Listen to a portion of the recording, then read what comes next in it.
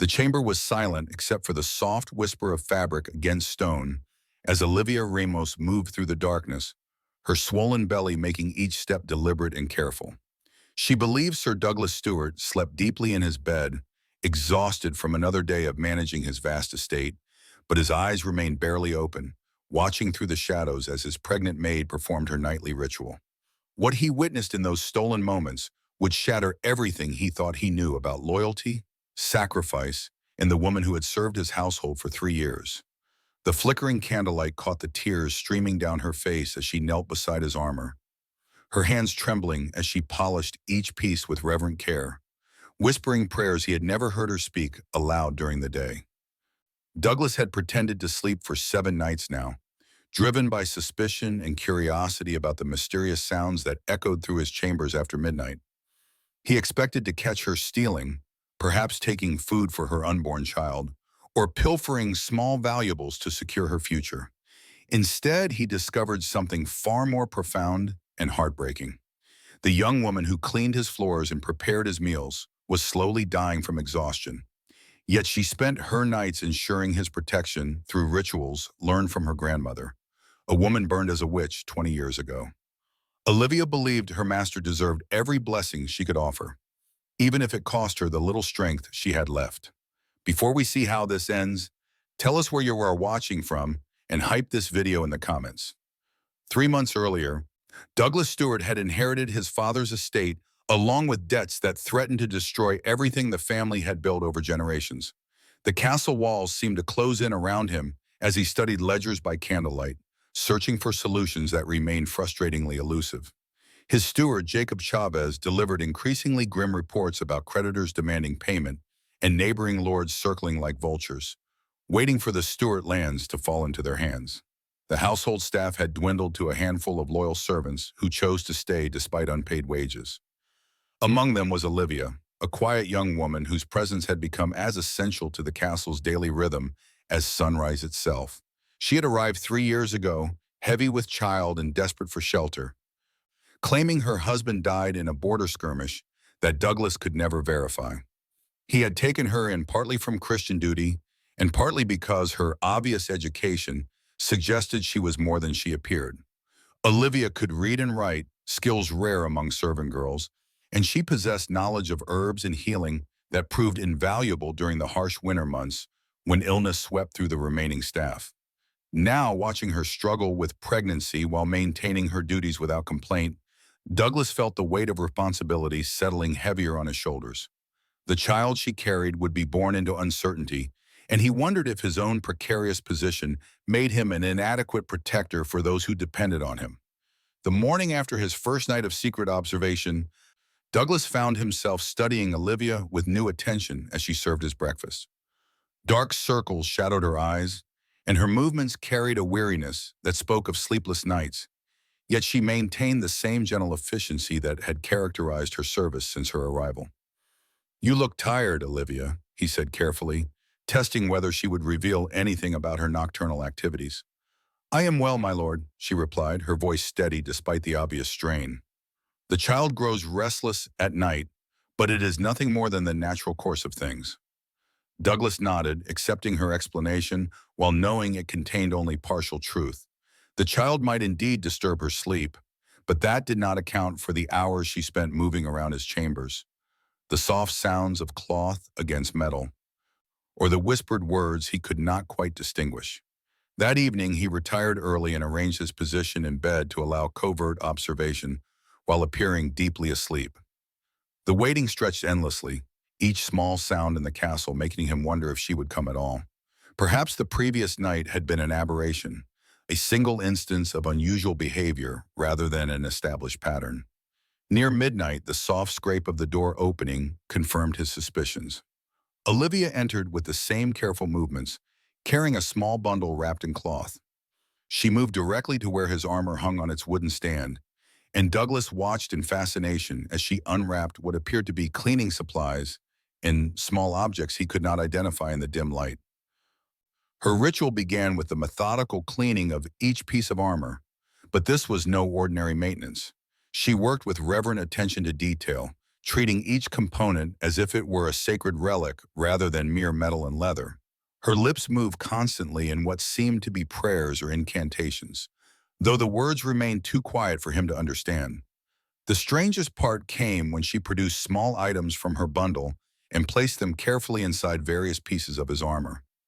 Douglas strained to see what these objects might be, but the darkness in her position blocked his view. Whatever she was doing, it clearly held deep significance for her, as tears continued to flow down her cheeks throughout the entire process. When she finished with the armor, Olivia moved to his sword, drawing it partially from its scabbard to examine the blade in the candlelight. She ran a cloth along its length with the same careful attention she had given the armor, then held it briefly against her forehead in what appeared to be a blessing or prayer. The entire ritual lasted nearly an hour, after which she gathered her supplies and departed as silently as she had arrived. Douglas lay in the darkness afterward, his mind racing with questions about what he had witnessed and what it might mean for both of them. The second night of observation revealed additional details that deepened the mystery.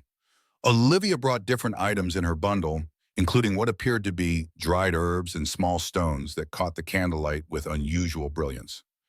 She arranged these around the base of the armor stand in patterns that suggested deliberate meaning rather than random placement. Her whispered words became slightly more audible, and Douglas caught fragments that sounded like names in places he did not recognize. The emotional intensity of her ritual remained constant, with tears flowing freely as she worked. At one point, she pressed her hand to her swollen belly and spoke directly to her unborn child, though Douglas could not make out the specific words. The third night brought a revelation that changed everything. As Olivia knelt beside his armor, she spoke clearly enough for him to understand a portion of her prayer. She was asking for protection, not for herself, but for him.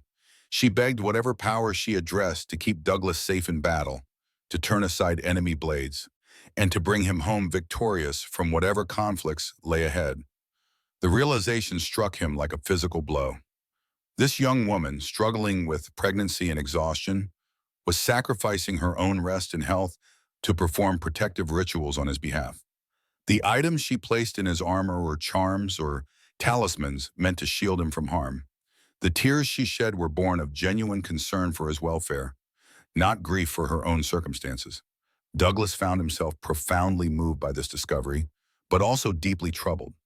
If Olivia was practicing the kind of folk magic that had cost her grandmother's life, she was placing herself in terrible danger. The church's position on such practices remained uncompromising, and local authorities would not hesitate to arrest anyone suspected of witchcraft. More immediately concerning was her physical condition. The nightly rituals were clearly taking a toll on her health at a time when she needed rest for both herself and her child. Douglas realized he faced a complex dilemma that had no simple solution. He could confront her directly, but that would reveal his deception and might drive her to flee rather than abandon her protective practices. He could ignore what he had learned, but watching her slowly exhaust herself while trying to help him felt like a betrayal of the duty he owed to those under his protection. The fourth night brought an additional complication when Douglas heard voices in the courtyard below his window. Jacob Chavez was speaking with someone in urgent, hushed tones about riders approaching the castle. Douglas strained to listen while maintaining his pretense of sleep as Olivia continued her ritual nearby. The conversation outside suggested that creditors or possibly hostile neighbors were planning to arrive soon, potentially with enough force to threaten the castle's security. This news added new urgency to Douglas's concerns about Olivia's welfare and the broader question of how to protect his remaining household in increasingly dangerous times. As Olivia completed her ritual and prepared to leave, Douglas made a decision that would alter the course of events for both of them. Instead of continuing his passive observation, he would find a way to address the situation directly while protecting both her safety and her dignity. The next morning brought confirmation of the previous night's overheard conversation when Jacob Chavez requested a private meeting to discuss urgent matters affecting the estate's security. Douglas received him in his study, where maps and ledgers covered every available surface, testament to the ongoing struggle to maintain solvency while managing external threats. "My lord," Jacob began, his weathered face grave with concern, Our scouts report that Lord Gregory Rogers approaches with a substantial force. His intentions remain unclear, but given your father's outstanding debts to his house, we must assume he comes to press his claims. Douglas studied the map Jacob indicated, noting the strategic disadvantages of their position. The castle's defenses were sound, but they lacked sufficient men to withstand a prolonged siege.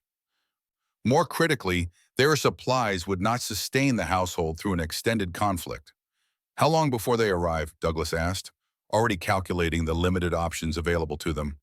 2 days, perhaps 3, if the weather turns against them, Jacob replied. We have time to prepare, but our choices remain limited given our circumstances.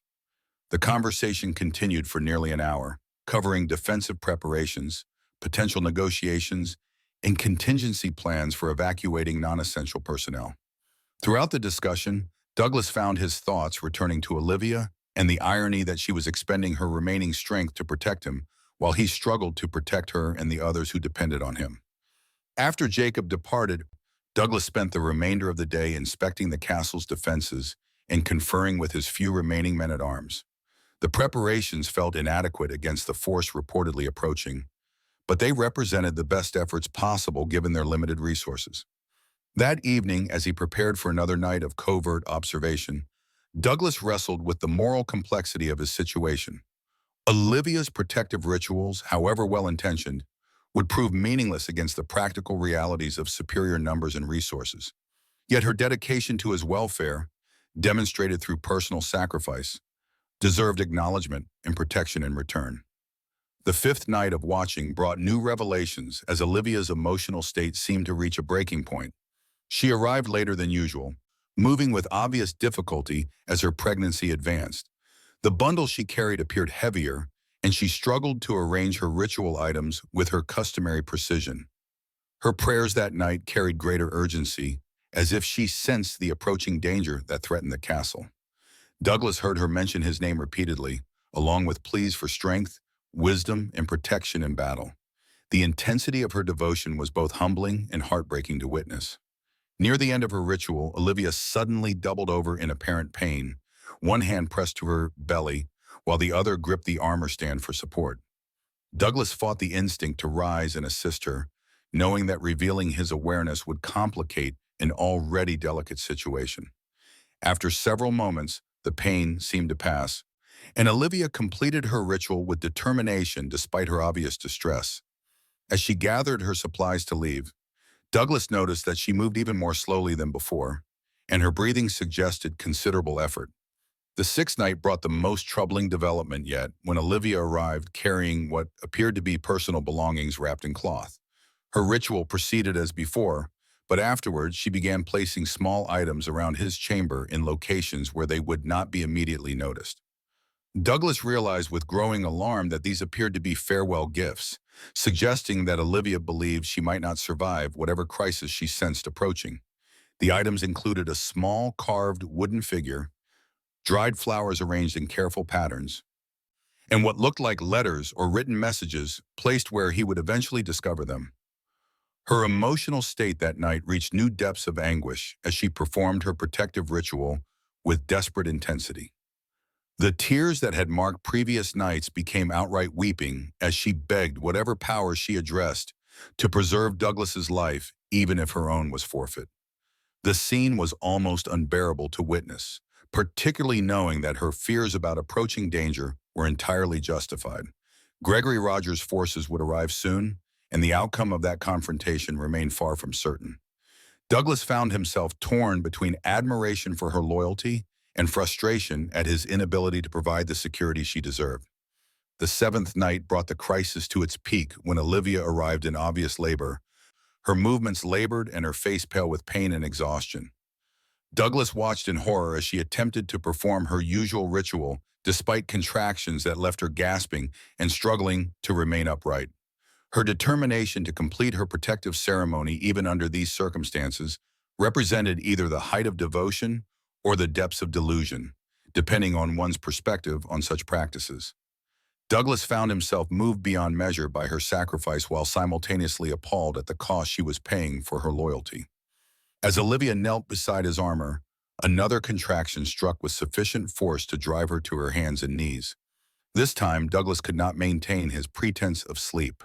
The situation had moved beyond mere observation into a medical emergency that demanded immediate intervention. He rose from his bed and moved quickly to her side, abandoning any concern about revealing his knowledge of her nightly activities. Olivia looked up at him with shock and fear, clearly expecting condemnation for her unauthorized presence in his chamber and her practice of what many would consider forbidden arts. "My lord," she whispered, struggling to speak through her pain, "I meant no harm. I only sought to protect you from the dangers that approach." Douglas knelt beside her, his expression gentle despite the gravity of the situation. "I know," he said quietly. "I have watched you these past nights, and I understand what you have been doing.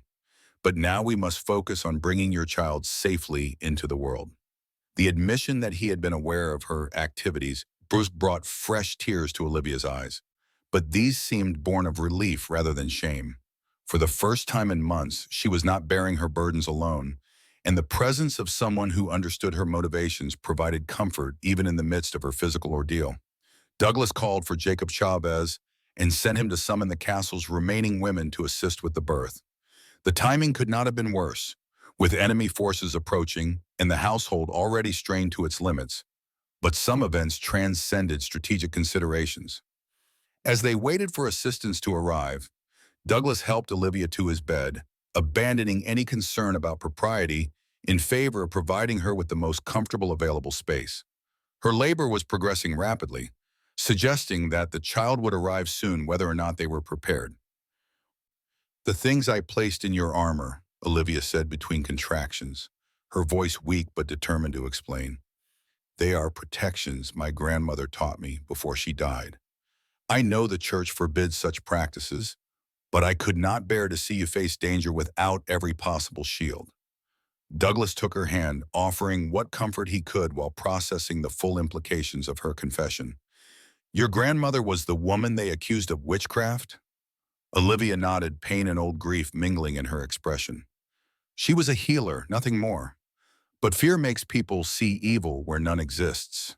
I have tried to be more careful, to help others without drawing attention. But when I learned of the approaching threat to you and the castle, I could not remain silent." The conversation was interrupted by Jacob's return with Carol Thompson and Marie Gomez, the two women remaining in the household who possessed experience with childbirth.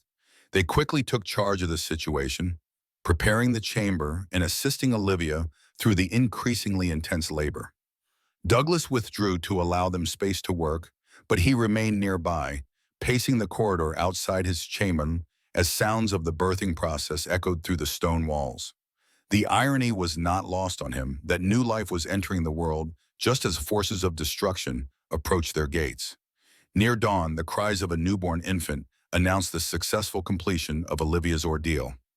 Douglas waited for permission before entering his chamber, where he found Olivia exhausted but alive, holding a small bundle that contained her son. The child appeared healthy despite the circumstances of his birth, his loud protests suggesting strong lungs and a vigorous constitution. "He is beautiful," Douglas said, genuinely moved by the sight of mother and child. "What will you call him?" "Joshua," Olivia replied, her voice hoarse from her efforts, but filled with quiet joy. "Joshua Reyes, after his father, who died defending these lands." The name struck Douglas with unexpected force as he realized the full significance of Olivia's presence in his household. Reyes had been one of his father's most trusted men-at-arms, killed in a skirmish with raiders 2 years before Olivia's arrival. She had not been some random refugee seeking shelter, but the widow of a man who had died in service to the Stewart family. "Why did you not tell me who you were when you arrived?" Douglas asked, sitting carefully on the edge of the bed to avoid disturbing her rest. Olivia's eyes filled with tears as she looked down at her son. "I feared you would feel obligated to provide for us beyond your means, or that others might think I sought to claim more than my due. Your father had already done so much for Joshua's father. I wanted only to serve the family that had given my husband purpose and honor." The revelation transformed Douglas's understanding of everything that had transpired over the past 3 years. Olivia's dedication to the household, her willingness to remain despite unpaid wages, and her nightly rituals of protection all took on new meaning when viewed through the lens of her connection to the Stewart family's history of service and sacrifice. "You have given far more than you ever received," Douglas said quietly. "Your husband would be proud of the strength you have shown and the son you have raised in his memory." The intimate moment was interrupted by the sound of horns echoing across the valley, announcing the arrival of Gregory Rogers and his forces. Douglas rose immediately, his mind shifting from the personal to the strategic as he prepared to face the challenge that had been approaching for days. "Rest now," he told Olivia, gently touching the baby's head in blessing. "Whatever comes, you and Joshua will be protected. I give you my word on that." Olivia caught his hand as he prepared to leave. "My lord, the protections I placed in your armor, they carry the prayers of 3 generations of women who served this family. Wear them with confidence, knowing that you carry the hopes of all who depend on you." Douglas nodded, understanding that her faith in the protective power of her grandmother's teachings was as real and meaningful as his own faith in sword and shield. Whether or not the charms possessed supernatural power, they represented the love and loyalty of people who believed in him, and that was a form of strength no enemy could easily overcome. He donned his armor with new awareness of the small objects Olivia had secreted within its various components. Each piece felt different now, imbued not with magic, but with the knowledge that it carried the prayers and hopes of someone who cared deeply about his welfare. In the courtyard, Jacob Chavez and the remaining men-at-arms were making final preparations for whatever confrontation awaited them. The approaching force was visible now as a dark line moving across the valley floor, their numbers confirming the reports that had reached the castle over the past several days. "They fly a banner of truce," Jacob observed, studying the distant riders through a spyglass. "Perhaps Gregory Rogers comes to negotiate rather than fight." Douglas accepted the spyglass and confirmed Jacob's observation. The presence of a truce banner suggested that their visitor intended to resolve matters through discussion rather than immediate violence, though that could change quickly if negotiations failed to produce satisfactory results.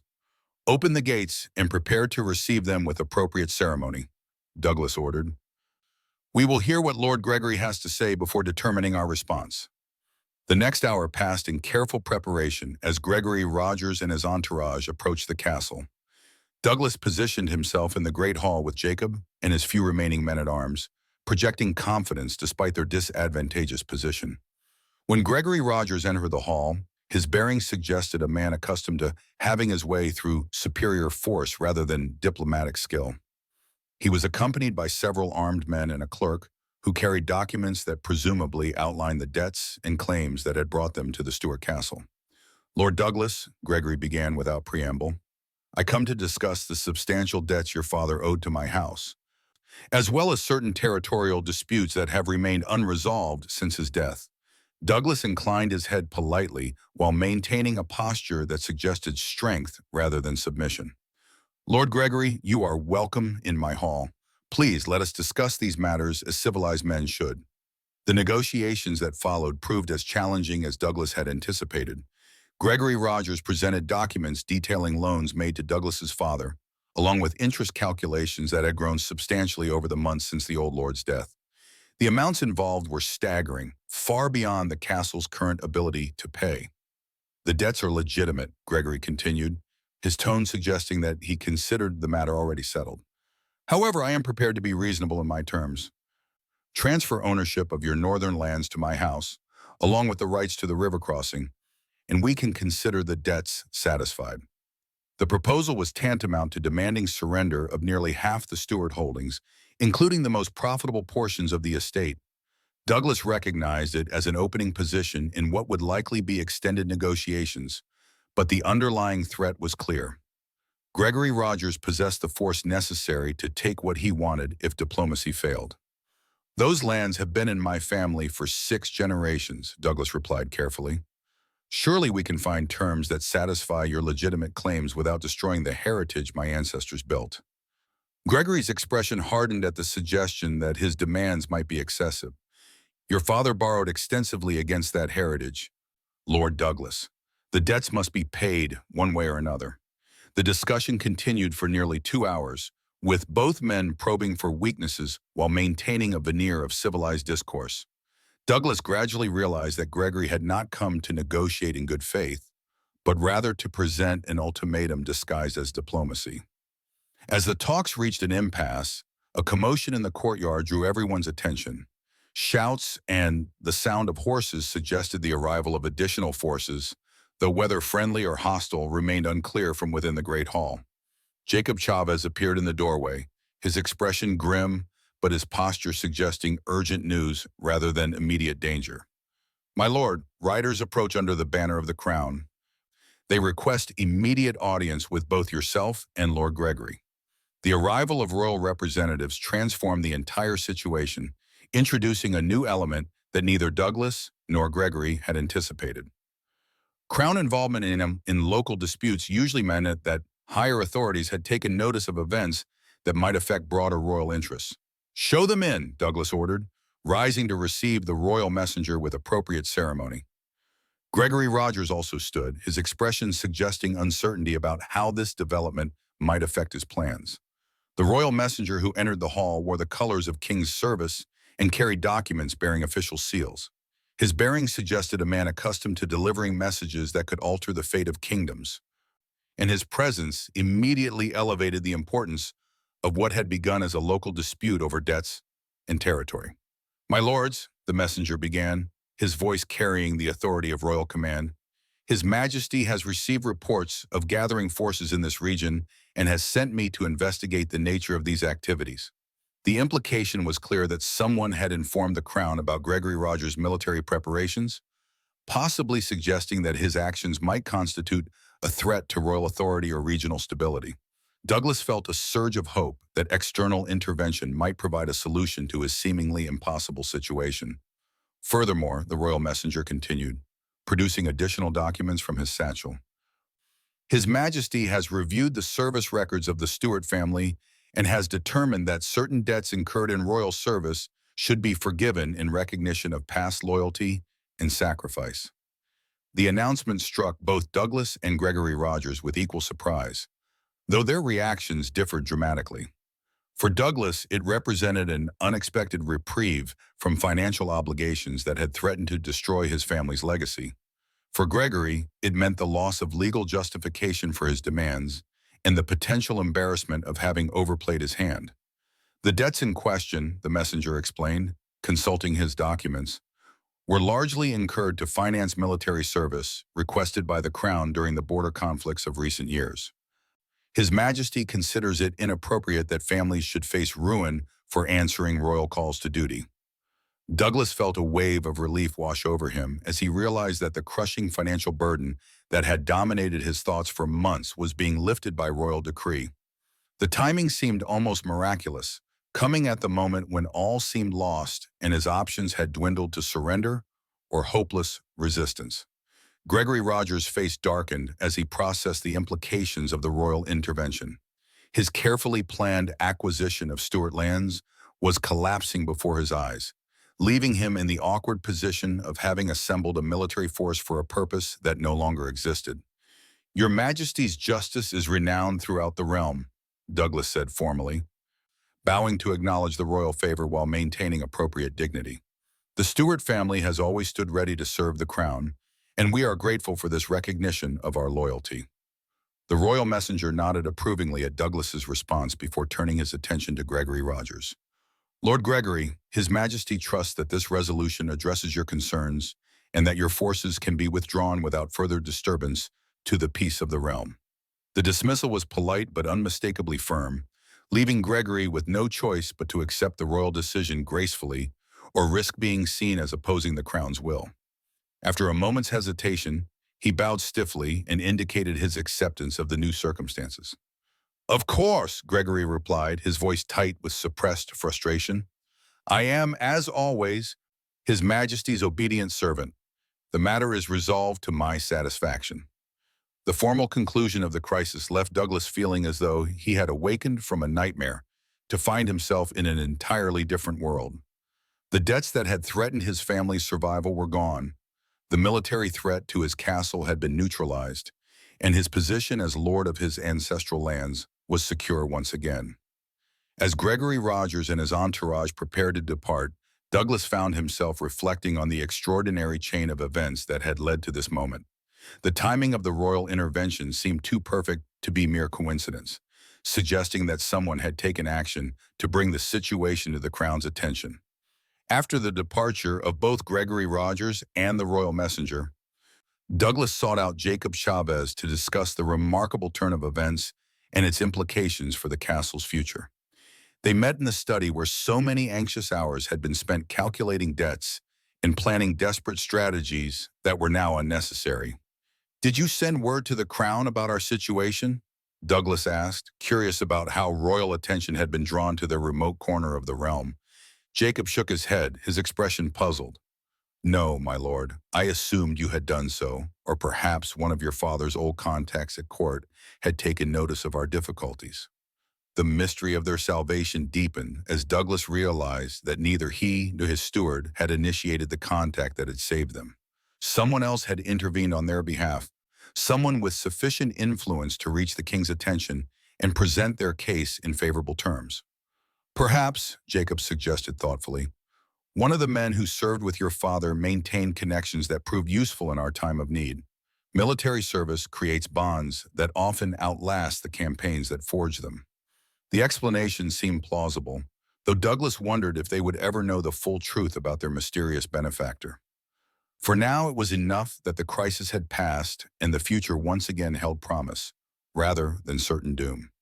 His thoughts turned to Olivia and her newborn son, waiting in his chamber where the drama of birth had unfolded simultaneously with the larger drama of political survival.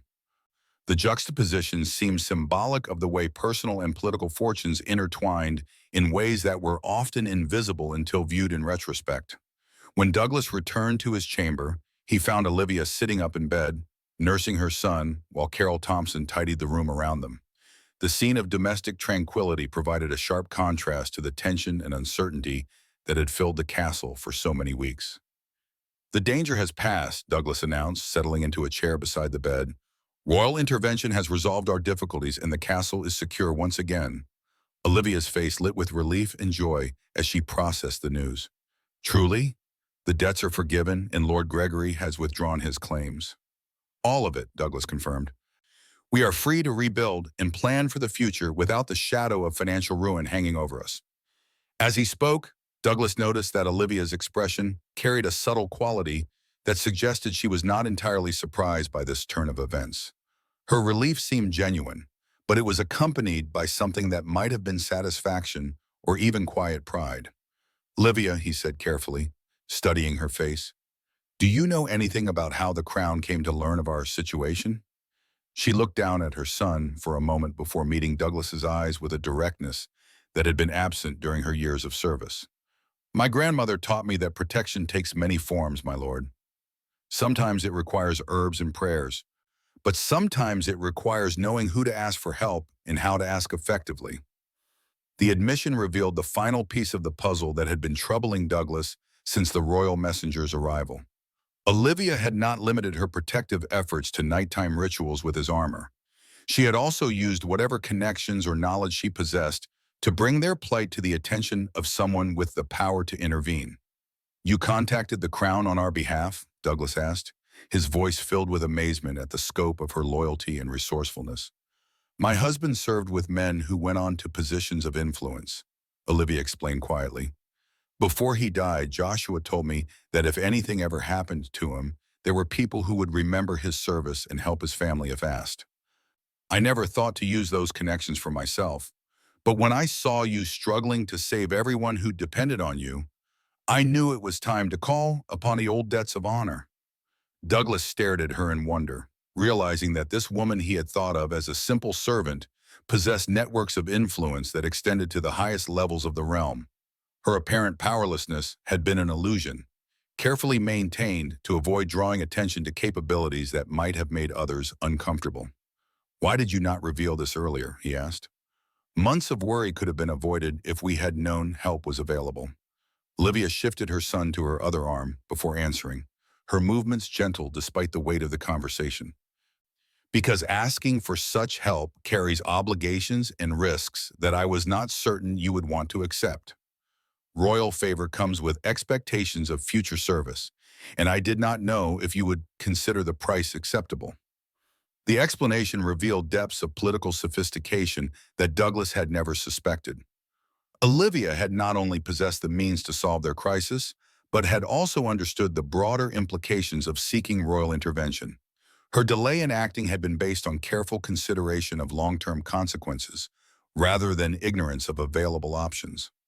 "And what obligations have we accepted?" Douglas asked, recognizing that their salvation likely came with strings attached that had not yet been made explicit. "Service when called upon," Olivia replied simply. "The crown now knows that the Stuart family can be trusted and that this castle can serve as a reliable stronghold in a strategically important region. When the realm faces threats that require loyal and capable defenders, we will be among those asked to respond." Douglas nodded slowly as he absorbed the full implications of their changed circumstances. They had traded immediate financial ruin for long-term commitment to royal service, a bargain that seemed eminently reasonable given the alternatives they had faced. "You have saved us all," he said quietly, looking at Olivia with new respect and understanding. "Your husband would be proud of the wisdom and courage you have shown in protecting his son and the family he served." Tears filled Olivia's eyes as she looked down at little Joshua, sleeping peacefully in her arms despite the momentous events swirling around his birth. "I only did what needed to be done. You took us in when we had nothing, and you treated us with kindness when others might have turned us away." "Loyalty flows both ways, my lord." The conversation was interrupted by the sound of activity in the courtyard below, as the castle began returning to normal routines after days of tension and preparation for conflict. Douglas rose and moved to the window, looking out at his lands with new appreciation for their security and the people who called them home. "There will be changes ahead," he said, turning back to Olivia. "With our debts forgiven and our position secure, we can begin rebuilding what was lost and planning for growth rather than mere survival. You and Joshua will have honored places in whatever future we create." Olivia smiled, her exhaustion evident but her spirit strong. "We ask for nothing more than the chance to serve with honor, as Joshua's father did before him. This castle has been our home and our sanctuary. We could wish for nothing better than to see it prosper once again." As Douglas prepared to leave them to rest, he reflected on the extraordinary journey that had brought them all to this moment. What had begun with suspicion and secret observation had evolved into understanding, trust, and mutual respect. The crisis that had threatened to destroy everything had instead revealed the true strength that lay in the bonds between people who chose to stand together in the face of adversity.